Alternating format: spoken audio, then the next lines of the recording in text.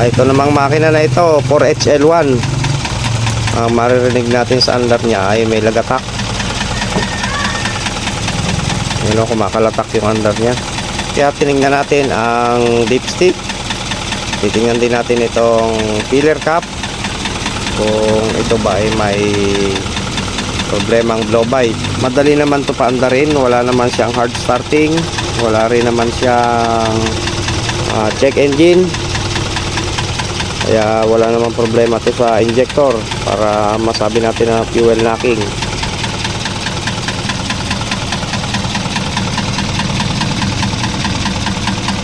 May knocking siya.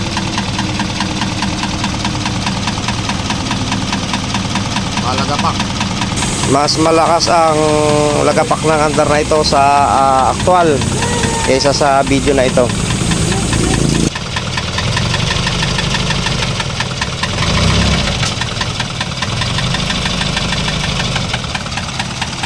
Ang makina nga pala nito ay 4HL1.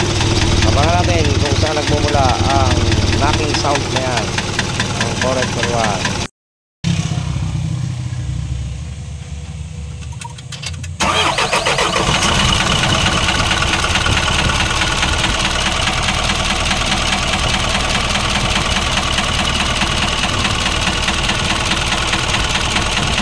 Bye.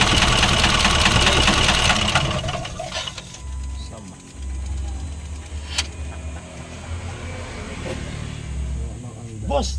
Tak tak tak tak tak tak tak tak tak tak tak tak.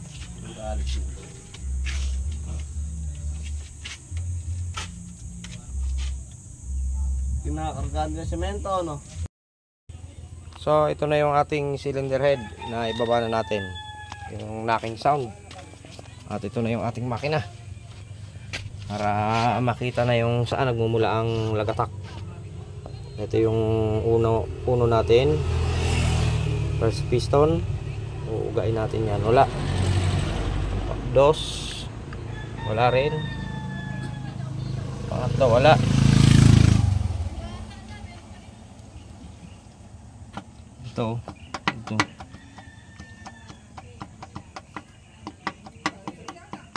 Ito ang merong uga, ang laki.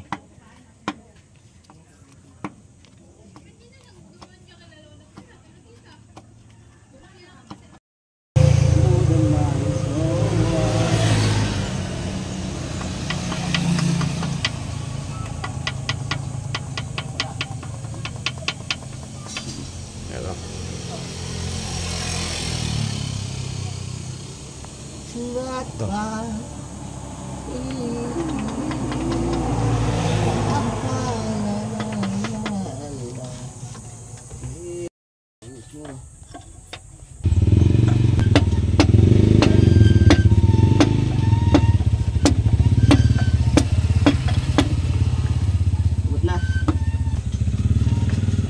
Yun.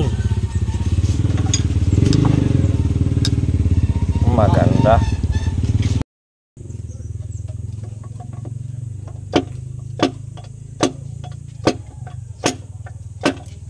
Okay. Uy, laglag yung oil ring ah. Bakit ah?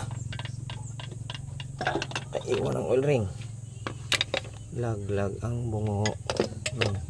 Laglag ang bungo? Buo ah. Maganda. Pagkalin na natin liner niyan. Palitan liner nito. Compare mo ang liner ng tres. Ganda. Maganda pa. Aray! Siko yung transmission, si Bako. Pagdating dito sa 4, oh, kita nyo ba yung haspin na yan? Oh? Yun. Lahat ng ano na yan, oh. Gaspang. Gaspargar. Gaspang. Oh. Gaspargar. Hindi yan nabubuhan ng daliri at ukit-ukit yan. Pababa. Oh. Hindi yan. Kung ikot, oh. Wala yung gar. Ano lang yung gar. Tugot na? Tuloy.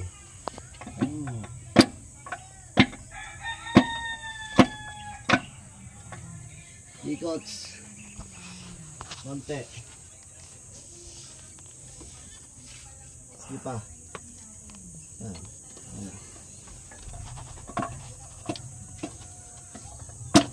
Na. Labas na. Labas na dek. Pati piston. Ah, palitan na rin ito ng bearing no boss. Dek. Dek oh. Napakaganda oh. Garas-gas ah.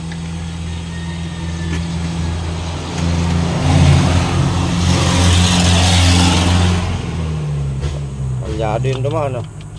Dek oh. Grabe pumigat na rin yun. Matindi ah. Talaga sa harap na ako. Garas-gas ko. Natuyuan ang langis tong loko-loko na to. Overheat.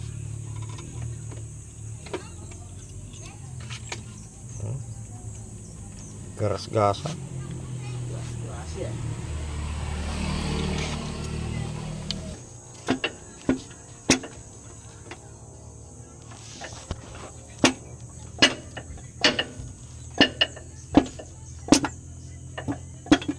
Ay, Parang palaka. tumuloy. Bakit? Talim ng kanto. Ay, okay lang. Ang ating malagatak na 4. Ayan o, malagatak dahil sa mga pumapalag-palag siya.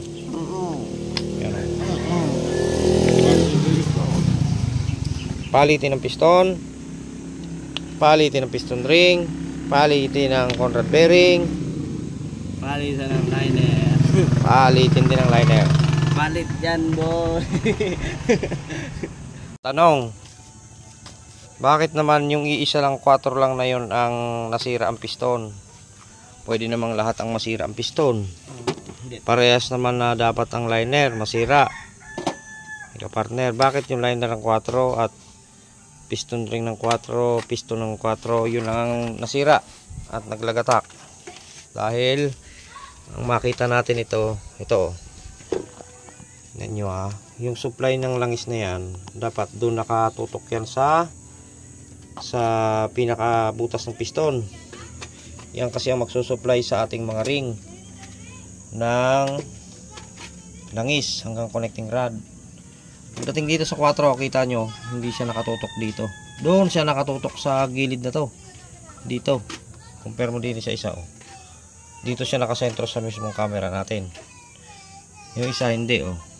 Yun oh, nakaliyad. Nakaliyad siya.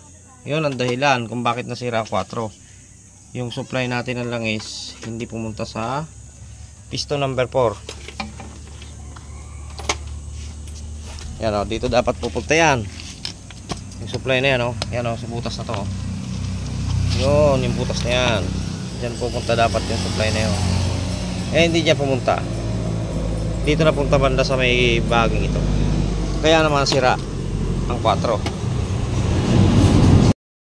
Sumakit yung ganto ko. Eh ano yan? Appendix sa abdo. Appendix up. Okay. Wow.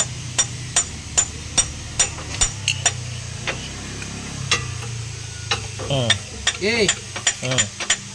Huwag na.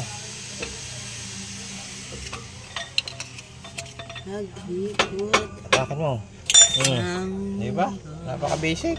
Basic outload. Isa boss. Ano? 4. O, isa pa. Uno muna. Sige pa. Uno muna. Ito. Kastigas yata yung uno. Iikot nga yung spinal boss. Ayan ang ganda ng pwesto na yun daw ah. Burote ka? So guys, dito ngayon tayo sa washing home. Bago na yan. Yung mas-set natin dyan. Ayos na guys.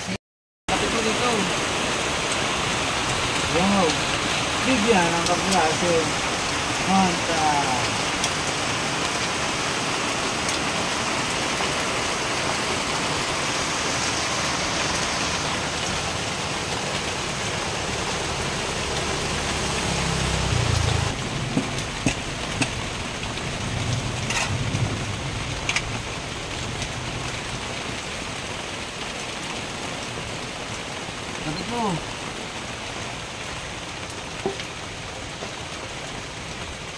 Ayos na to.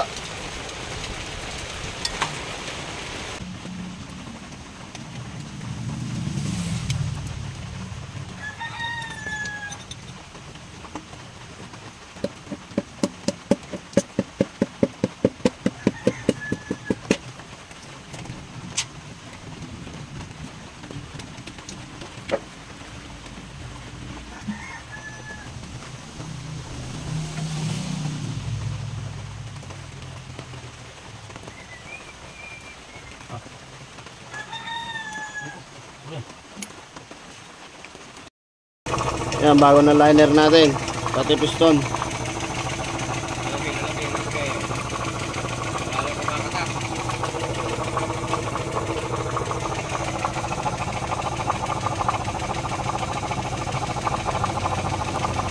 Ana. Ano na yan. Bago liner. Piston ring. Bearing.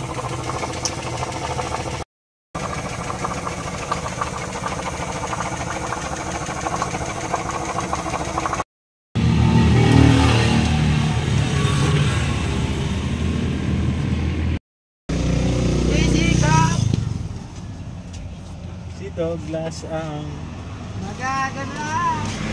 Douglas. Bahula. Honor, di ko na pa maalala kung saan yung ibang pyesa. Honor, hindi ko po alam. Oh, ito ang mga dahilan ng mga 4HL1 na walang minor. Walang minor, wala sa timing. Tanggalin mo ito, Dagol. Ito, tatlo pa. 12. Bak, pwede yan? Oo. Madali lang pala magpawili. Dagol no? Lumalakad, boss. Magsanay ka na magpawili. Para mo kayo i-vlog. Walang minor sa kapalyado. Ah, isa.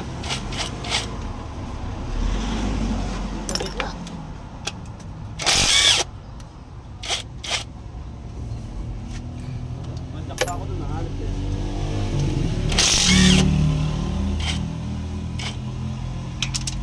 Fake! Sabi ko sa iyo eh, ayusin mo eh. Humugot. Alam mo nahuhugot eh, ayaw mong akan eh.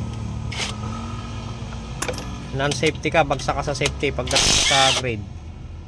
Pagdating ka sa abroad eh, baka hindi ka ano. Hindi ko na sigata ng araw. Bawin mo na. Hindi ko lang kalalaglag. Tanggalin mo yan. Okay.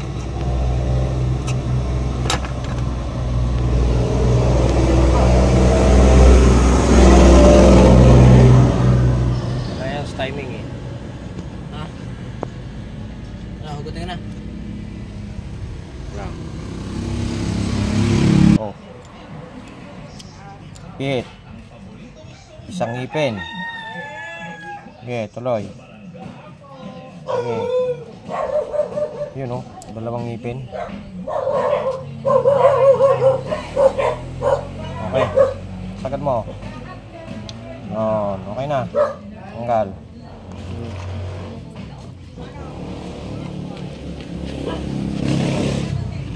Ito lang. Okay. Dito sa sentro ng lock.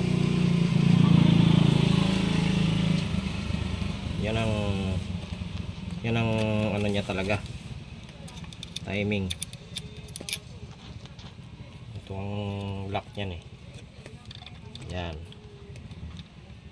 Tapos pwede mo na siyang bunutin pag nalagyan mo na siya ng lock na gano'n. Reklamo mo sila kan. Tanda na. Ito yung lock. Tapos ayun yung gear na may isang butas na maliit. Doon siya sa labi ng cylinder head. Sa ibabaw ng cylinder head sa labi. Pagka yung mismong may timing mark, yun, yung may timing mark na yun, nasa ilalim. Buka natin. Sa ilalim yung ayun oh, yung kulay puti na yan. Yun, yung puti na yan. Yun. Sama. Napakalayo. Dalawang ngipin bago dumating sa labi ng cylinder head.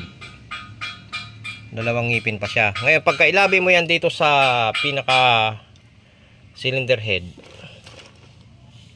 pag ilabi mo yan dito, pinantay mo yung mismong timing mark niya, yung may tuldok na garnahe, yung may katapat na dalawa dito sa likod. May dalawa kasi yan nakatapat dito sa likod.